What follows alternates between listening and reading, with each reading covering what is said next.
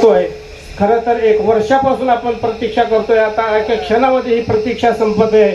आपल्या सर्वांचे मार्गदर्शक सन्माननीय प्राध्यापक डॉक्टर तानाजीराव सावंत साहेब हे आपल्याला मार्गदर्शन करणार आहेत. जय भवानी, छत्रपती शिवाजी महाराज की.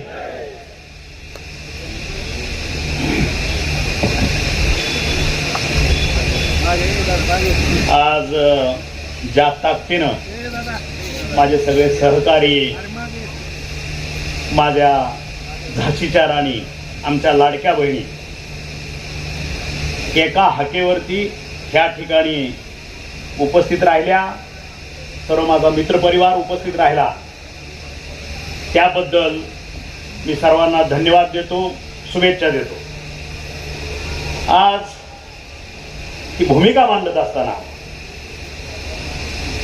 आपलं महाराष्ट्राचं दैवत, आराध्य दैवत छत्रपती शिवाजी महाराज परत एकदा अभिमानानं सांगावंसं वाटतं. भारताचं हिंदू हृदय सम्राट बाळासाहेबजी ठाकरे, आनंदजी दिघे साहेब सर्वसामान्य समाजातील, मराठा समाजातील, गरिबीतील असलेला हा माझा नेता, महाराष्ट्र राज्याचे उपमुख्यमंत्री एकनाथजीभाई शिंदे,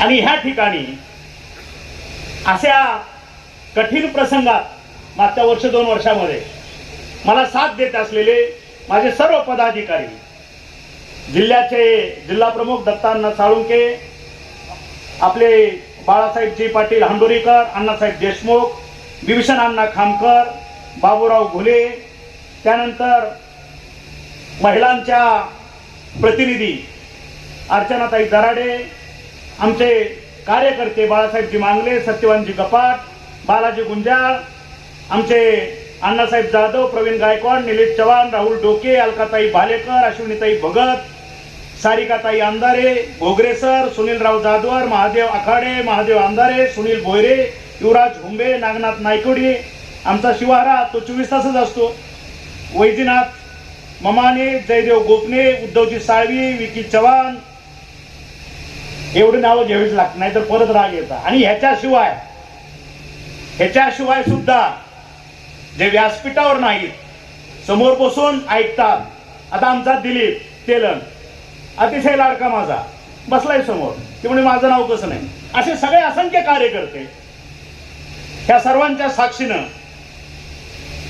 मी काही गोष्टी, काही खंत असतील, काही व्यथा असतील, ते आपल्या समोर मांडतो.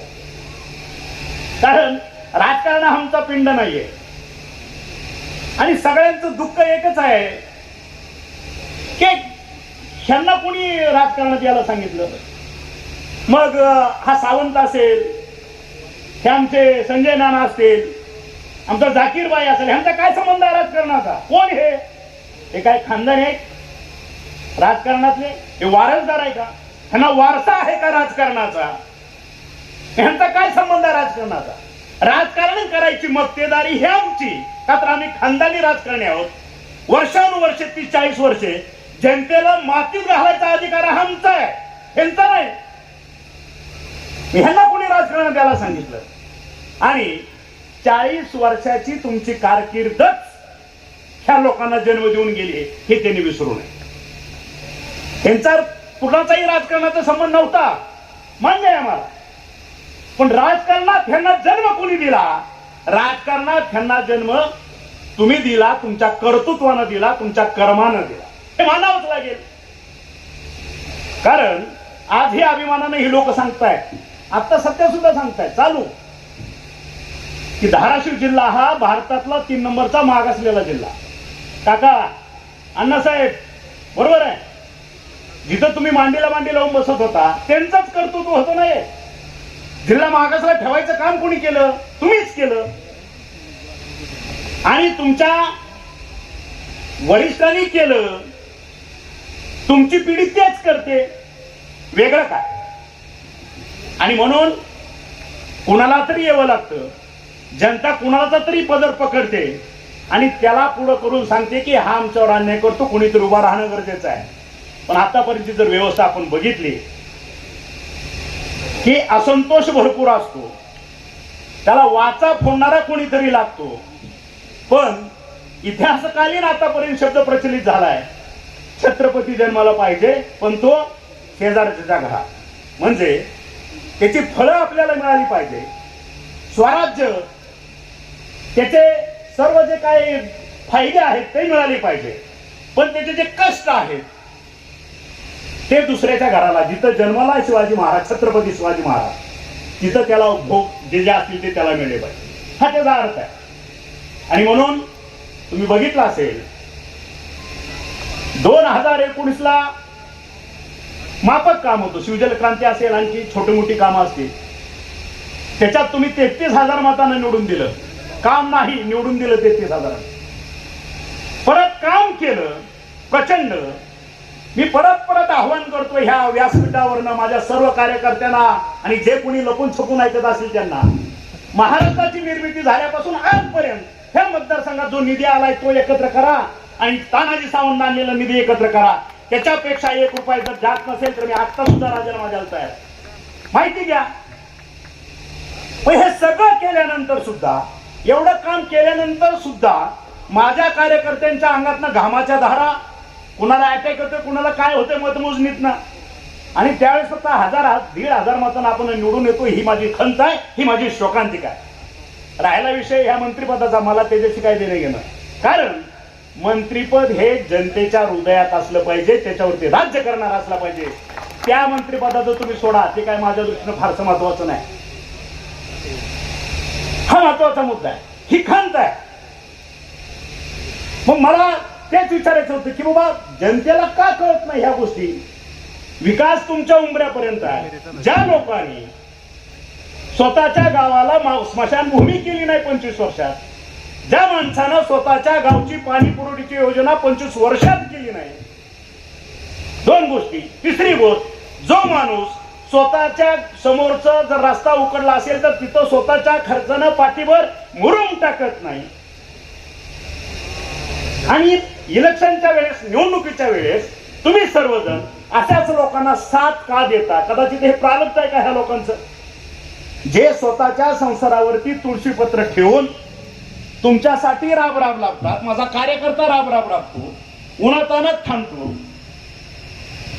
त्याच्या बोलण्याला किंमत नाही, त्याच्याकडं कामं करून घेण्यापुरतं त्याच्या पुढे यायचं, त्याचे उपकार मानायचे, आभार मानायचे, आणि ज्या वेळेस आपला हक्क बजावायची वेळ येते मतपेटीतून, त्यावेळेस कुठल्या तरी आभासी जगात जायचं, भूलथापाला बळी पडायचं, आणि त्यावेळेस बटन मात्र वेगळं दाबायचं, आणि ही अवस्था आपल्या हाती ओढून घ्यायची. ह्याची खंत आहे.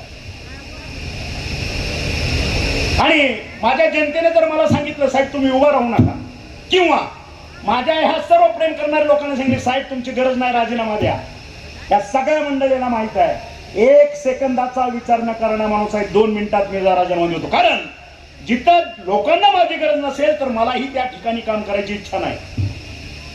आलं लक्षात. हा अतिशय साधा मुद्दा आहे. माझ्यासाठी अख्खा भारत आहे, माझ्यासाठी काम करायला अख्खं जग आहे. आज ह्या जगामध्ये किंवा भारत देश सोडल्यानंतर माझ्या संस्थेचे जवळपास 5 ते 7,000 विद्यार्थी आज परदेशात मोठ्या पदावर बसवलेले आहेत. काम करायला अख्खं जग रिकाम आहे, विश्व आहे. एकाच ठिकाणी काम करायला पाहिजे असं काय नाही. जिथं पाय टाकू, जिथं उभं राहू तिथून लाईन लावणारा हा तानाजी सावंत आहे. आणि म्हणून तुमच्या प्रश्नाचं उत्तर, नाना आमचे जाकीरबाई एकत्र काय येतात, काय कारण आहे एकत्र येतात. सर्वपक्षीय आपल्या पक्षातील सुद्धा, शिवसेनेच्या फुटलेल्या गटाचं मी बोलतच नाही, आपल्या पक्षातील सुद्धा शिवसेना शिंदे गट आमदारकीला विरोधात होते हे मान्यच करावं लागेल.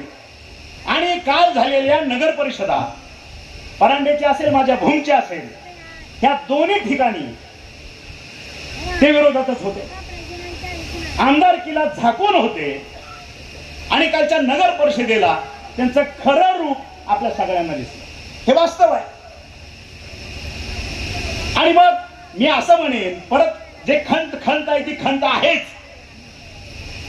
ज्यावेळेस महापूर आला, अतिवृष्टी झाली, मी आलो नाही, माझी खंत होती, 6 महिने अगोदर मी आलो नाही. पण ज्या वेळेस माझ्या जनतेवरती संकट ओढावलं त्यावेळेस पहिला उडी घेणारा हा तानाजी सावंत त्या ठिकाणी होता. हे काय भाषणबाजी नाही, हे वास्तव आहे. आणि मग मला सांगा नाना, माझे झाकीरबाई, एक मुठभर तांदूळ एकाच्या शेतकऱ्याच्या घरी जाऊन दिले का? एक मुठभर ज्वारी, तू उपाशी मरतोय, पाऊस आलाय, पूर आलाय, तुझं वाहून गेलंय, जनावर ढाळ गेलं, तुझं शेती वाहून गेली, ऊस वाहून गेला, पिकं गेली, सोयाबीन गेलं, तुझ्या घरात उभा राहायला जागा नाही, छप्पर फाटलं, छप्पर वाहून गेलं. ही मुठभर एक तुझा, एक माझ्याकडे जेवढं शक्य आहे, एक मुठभर तुला ज्वारी मी देतोय, त्याच्यातनं तुझं 2 दिवसाचं भागव. एक पट्ट्या जे आज विरोधात एकत्र होते, एक जण समोर आला का पार या टोकापासून ते खालच्या टोकापर्यंत, उमरग्यापर्यंत. हे एवढं सगळं करत असताना माझी पोरं, सगळे माझे कार्यकर्ते, जीवाला जीव देणारा आज जे समोर बसलेला आहे, रात्र दिवस तसल्या महापुरात दोरे बांधून, दोऱ्या लावून, कासरे लावून, ओढण्या लावून त्यांना जे काही शक्य आहे ते त्यांच्यापर्यंत पोहोचवायचा प्रामाणिक प्रयत्न माझ्या लोकांनी केला. त्याला 1-2 महिने अजून झाले नाहीत आणि इलेक्शन लागले नगर परिषदेचे, आणि इलेक्शन लागल्यानंतर परत तुम्ही सर्व जनता विसरून गेली.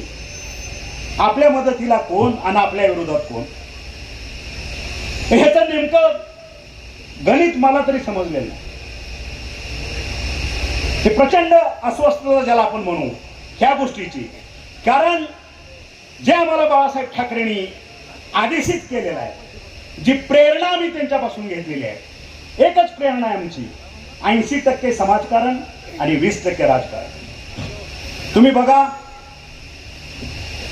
अतिवृष्टीच्या काळात आणि आज भूमपरांडावासी आपल्या तिन्ही तालुक्याला माहित आहे, जर 2016ला घोगरे सरच्या माध्यमातून आमचे गपाट साहेब असतील, सगळे त्या ठिकाणचे कार्यकर्ते असतील, या सगळ्यांच्या माध्यमातून जर शिवजल क्रांती झाली नसती तर या महाप्रलयामध्ये, या अतिवृष्टीमध्ये गावच्या गाव वाहून गेली असती. कमीत कमी 1000-2000 लोक आपले त्याच्यामध्ये मृत्युमुखी पडले असते. हे वास्तव आहे, कुणी माना अथवा न माना. हे केल्यामुळे हे पाणी जे झालं, जे कधी न भूतो न भविष्यती, हे पाणी त्या नद्यांनी, त्या ओढ्यांनी त्या ठिकाणी पास झालं आणि आपला जीव वाचला. हे वास्तव आहे, हे मी मानायचं ना. काम करणाऱ्याला जोडे, आणि ही लोक फक्त तुमच्या दारात येणार. कसं काय झालं, असं झालं, हा बघतो, निघा, काय झालं, असं झालं, निघालो, झालं. ह्या एवढ्या गोष्टीवरती तुम्ही ते इतक्या, मी म्हणेन प्रचंड मत. माझ्या दृष्टीनं मी झाकीरबाईला बोललो होतो, मी नानालाही बोललो होतो, 1 नगराध्यक्ष आणि 20 नगरसेवक, 21 आल्यावरच मी गुलाल अंगावर घेईन, अदरवाईज गुलाल घेणार नाही. आणि मी माझ्या मतावरती ठाम आहे, मी दोन्ही ठिकाणी गुलाल अंगावर घेतलेला नाही. मला मान्यच नाही. कुठे कमी पडली ही लोक? आमचा नाना कुठे कमी पडला, आमचे झाकीरबाई कुठे कमी पडले? आज सर्वसामान्य लोक त्याच्यावरती विश्वास ठेवतात. रात्रीचा दिवस करून ही लोक 24 तास जनतेसाठी अवेलेबल असतात. कुणाचा 12ला फोन येऊ द्या, रात्री 2ला येऊ द्या, 3 येऊ द्या, हॉस्पिटल असेल, कुणाचं काय असेल, ऍक्सिडेंट असेल, त्या ठिकाणी हे लोक हजर असतात. मग ह्या पद्धतीने आपण त्यांना न्याय देतो. आणि दुसरी गोष्ट काय, सगळे विरोधक एकत्र आले म्हणजे कोण? हेच लोक ना. आणि अण्णांनी त्याचं आज विस्तारीकरण केलं. कशा पद्धतीनं की आपली मतं कमी झालेली नाहीत. अण्णा, मला मान्य आहे आपली मतं कमी झालेली नाही, फक्त 3000 का 2000 तुम्ही म्हणल्याप्रमाणे मतं कमी झाली. पण अण्णा, ज्या वेळेस आपण 2019ला उभा राहिलो त्यावेळेस 6 महिन्यातला 4 महिन्यातला असलेला निधी आणि पूर्ण 5 वर्ष काढल्यानंतर आपण ह्या तालुक्यासाठी आणलेला निधी, मतातला जो फरक आहे तो किती व्हायला पाहिजे होता, त्याला काही सांगायची किंवा पंचांग बघायची गरज नाही. तुम्ही त्याचं जर विश्लेषण जरी दिलं असलं तर मी समाधानी नाही त्या गोष्टीवर. कारण समोरच्याला 1 लाख पडली का किती पडली ह्याच्याशी मला घेणं देणं नाही. पण आपलं मतदान हे त्या विकास जो केला, जी डेव्हलपमेंट केली, त्या डेव्हलपमेंटच्या मानानं कमीत कमी 1.5 लाखावर आपलं होटिंग राहायला पाहिजे होतं. ही आपली तळमळ आहे, ही अपेक्षा होती. ते झालं नाही. आणि मग नेमकं काय करायला पाहिजे? मग त्यांच्यासारखंच वागायचं का तेही सांगा. विकास नका करू साहेब. लोकप्रतिनिधीचं घटनेनं लिहून दिलेलं काम कदाचित मला कळत नसेल, हे जनतेला माहित असेल. लोकप्रतिनिधींना काय काम करायचं? लोकप्रतिनिधींना एकच काम करायचं, त्याच्या मैतीला जायचं, बारशाला जायचं, लग्नाला जायचं, त्यांचे हार टोपी टावेल घ्यायचा, त्याचा 2-3 हजार रुपये मातीत गेलेला माणूस असतो त्याला परत मातीत घालायचा आणि हात जोडायचे, निघून यायचे. हे करायला पाहिजे का? ते सांगा, मी ते करतो, मला काही अडचण नाही. विकासाच्या बाबतीत मात्र मला बोलू नका, तेवढंच करतो. त्या अपेक्षेनं जी लोक ते करतात त्यांना तुम्ही मतदान करता. आणि ज्या माणसानं आज मंत्रिमंडळातनं सुद्धा बाहेर आहे, त्याची कारण आहेत अण्णा, त्याची कारण आहे. एवढा मी परत चॅलेंज देऊन सांगतो, मुख्यमंत्र्यापासून कुठल्याही मंत्र्यापर्यंत मागच्या आमच्या 2.5-3 वर्षाच्या टेन्युअरमध्ये एवढा निधी जर कुठल्या दुसऱ्या मतदारसंघाला असेल तरी मी राजीनामा देतो. जो मतदारांना मी इथं जो निधी आणलाय त्यांना माहित आहे हा माणूस ऐकत नाही. एक काम घेतलं, मला हे पाहिजे, हा घेतल्याशिवाय स्वस्त बसत नाही, हे सुद्धा त्याच्यातलं एक कारण. आणि दुसरी गोष्ट, मी चुकीचं काहीच करत नाही. माझ्या संपूर्ण माझ्या मतदाराला, माझ्या सर्व माझ्या लाडक्या बहिणीला, माझ्या सहकार्यांना ह्यांची मान खाली जाईल असं एकही कृत्य ना माझ्या इतिहासात केलं ना माझ्या हातनं भविष्यात होणार आहे, हे ध्यानात ठेवा. म्हणून अशी लोक तोंडात फटकळ असतात. जे असेल ते तोंडानं होईल ते धाडकन बोलून जायचं. इथं कॉम्प्रोमाइज नाही. चुकल्याला मी चुकलं म्हणतो, ज्याला बरोबर आहे त्याला बरोबर म्हणतो. हा माझा गुन्हा आहे का? आणि आपल्या अण्णासाहेबांनी सांगितलं ह्यांची गरज आज राज्याला आहे. होय, राज्याला आहे. परत अभिमानानं सांगतो, छाती ठोकपणे सांगतो, कुणाला वाईट वाटलं असेल तर मला काय देणं नाही. लक्षात घ्या, माता सुरक्षित घर सुरक्षित हा उपक्रम आरोग्यमंत्री झाल्याबरोबर तानाजी सावंत 2022ला राबवला.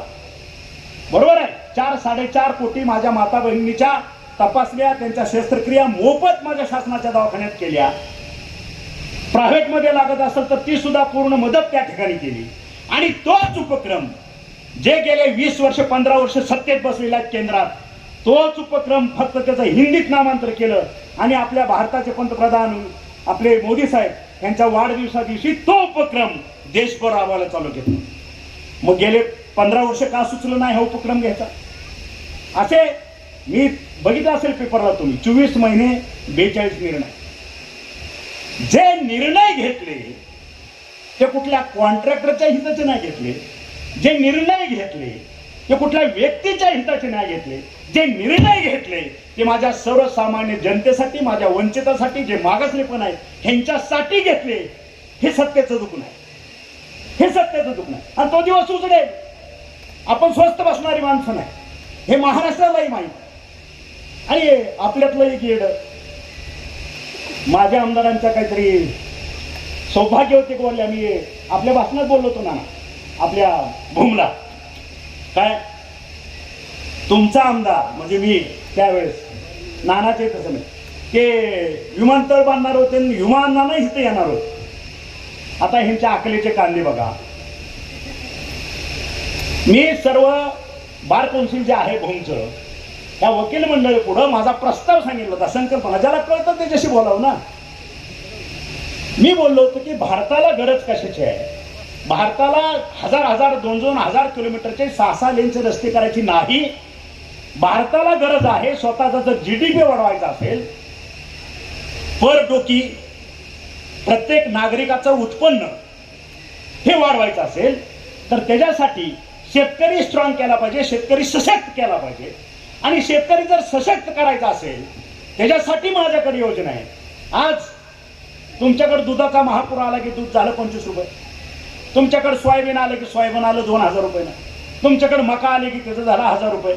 तुमची द्राक्ष तिकडे बागाला पिकायला लागली की द्राक्ष आली 5 रुपये किलो, 10 रुपये किलो. साधी गोष्ट आहे. मग आमच्या टोमॅटो रस्त्यावर टाक, आम्ही आंदोलन कर. दुधाची कॅन रस्त्यावर आम्ही आंदोलन करायचं. नाहीतर शेतकरी आपल्या शासनाच्या दारात द्यायचं, आम्हाला मदत करा, अनुदान द्या, आमची कर्ज माफ करा. बरोबर आहे. हे सगळ्यांचं दुःख नाही तुमचं आमचं. ह्याच्यावरती उपाय मी दिलाय, त्याच्यावरती मी भांडतोय. आणि परत सांगतो, जर मी सुचवलेला उपाय जर महाराष्ट्रात नाही केला तर मी दुसऱ्या राज्यात जाऊन करून दाखवणार, हा माझा शब्द आहे. काय उपाय आहे? Farming airport. शेतकऱ्यांचं विमानतळ, शेतकऱ्यांचा माल नेण्यासाठीचं विमानतळ, आणि ज्या ठिकाणी जिल्हा लेवलला ते विमानतळ असेल तिथून प्रत्येक तालुका हा 4 लेनला जोडला जाईल. तो तालुका आणि माझं जिल्ह्याचं हेडक्वार्टर, तो रोड, तो कॅरिडॉर म्हणून काम करेल. ज्याला कळता हा शब्द कॅरिडॉर, त्या ठिकाणी बाजारपेठा असतील, सगळं होईल त्या तालुका प्लेस पासून जिल्हा प्लेस पर्यंत. आणि माझ्या शेतकऱ्याचा मग द्राक्ष असेल, कोणाची केळी असेल, कोणाची मका, सोयाबीन, दूध, खवा, जे काय असेल ते, हे सगळा माल 24 तासाच्या आत आंतरराष्ट्रीय मार्केटमध्ये तो त्या ठिकाणी विकला जाईल. आज माझ्या शेतकऱ्याची 100 रुपये किलो द्राक्षे ह्या ठिकाणी असतील आणि जर दुबईला ती 24 तासाच्या आत गेली, त्या ठिकाणी जर 700 रुपये भाव असेल, सगळे एजन्सी वगैरे गेल्यानंतर माझ्या शेतकऱ्याला त्या 100 रुपयाच्या ऐवजी 200 रुपये तरी मिळतील, कमीत कमी दुप्पट. आणि मग जर हे झालं, जीडीपी मिळतो, वाढतोय. माझ्या ग्रामीण भागातील जे काही तरुण वर्ग आहे आज पुणे मुंबईला पोटासाठी जगतो, त्याला गाव सोडायची वेळ नाही, स्वतःची शेती बघतो, ह्या ठिकाणी काम करेल, रोजगार वाढेल. आणि माझा शेतकरी अनुदान मागण्यासाठी शासनाचे दरवाजे ठोठावणार नाही, हे वास्तव आहे. त्याच्या मागे करून दाखवा, एक पायलट प्रोजेक्ट करा. आणि जर महाराष्ट्र शासनाला करू वाटत नसेल, त्यांची इच्छा नसेल, तर राज्यात आपल्या भारत देशातल्या ज्या राज्यानं हे ऍक्सेप्ट करेल त्या ठिकाणी वर्ष 2 वर्षामध्ये प्रोजेक्ट राबवून यशस्वी करून दाखवायची ताकद त्या तानाजी सावंतमध्ये. करायचंय ना शेतकऱ्यासाठी, मोकळे मनानं करा ना जे करायचंय. आम्हाला बाकीचं सांगायची काही गरज नाही. ही भूमिका घेऊन चाललोय. ह्या ठिकाणी आमच्या बाबजाग्यांनी तयार केलेले साखर कारखाने, ह्यांचा काय वारसा आहे, आमचा काय वारसा आहे? आला का तुम्ही बंद पाडले, कामगार देशोधडीला लावले, सभासद संपून गेला, ते मी चालू केलं, माझा काय दोष आहे? असं आहे का तुमच्या डोक्यावर कर्ज कालीन ती उभा केला? पेरणेचं तसंच, ह्याचं तसंच, शिवशक्ती तसाच, यवतमाळला पुसत तसाच. आज 10 साखर कारखाने आपण चालू केलेले आहेत. ह्याच्या मागं बरं असं आहे का प्रचंड शेतकऱ्याला लुटले, कारखानदारी उभा केली? काय निमित्त मी आहे, करायचं हे तुम्हाला तुमच्यासाठी आहे. आणि म्हणून हे सगळं एका दिशेनं विकासाच्या दिशेनं चालल्यानंतर मग ह्याला कुठेतरी रोखलं पाहिजे. आणि मग रोखायचं कशा तरी, हे मतातनं रोखलं पाहिजे. आणि सगळ्यांचं महत्व अवलंबून कशावर आहे? ह्याच्या नगर परिषदा किती आल्या, त्याच्या किती आल्या, ह्याचे नगरसेवक किती आले, त्याचे नगरसेवक किती आले, मग माझे किती आले, माझे किती आले हे म्हणण्यापेक्षा ह्या जिल्ह्याला मागास पण करायचं काम तुझ्या कुटुंबाने केलेलं आहे. तू बाकीच्याला सांगायची गरज नाही. ही तुमची एक चैन आहे, सगळेजण नातं गोतं अमुक तमुक.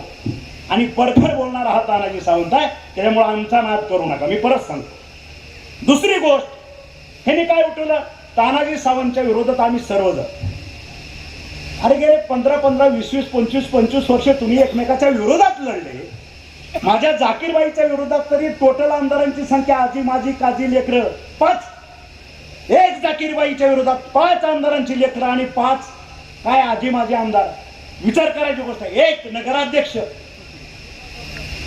मला तुम्हाला एका नगराध्यक्षाला एवढं करावं लागतंय, मग माझा नादच करू नका ना.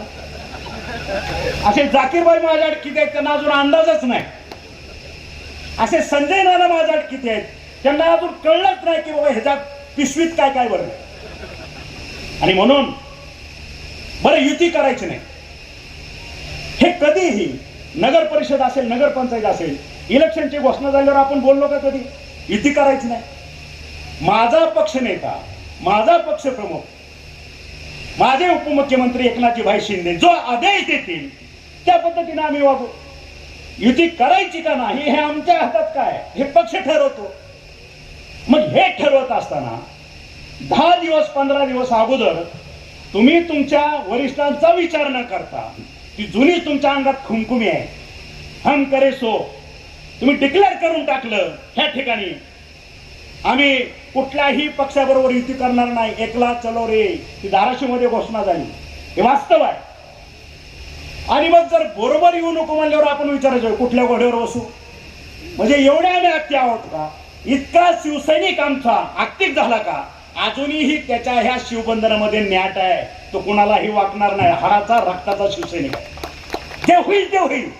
आम्ही त्या दिशेने गेलो आणि त्या दिशेने गेलो नाही आम्ही आमचा विजय प्राप्त करून दाखवला.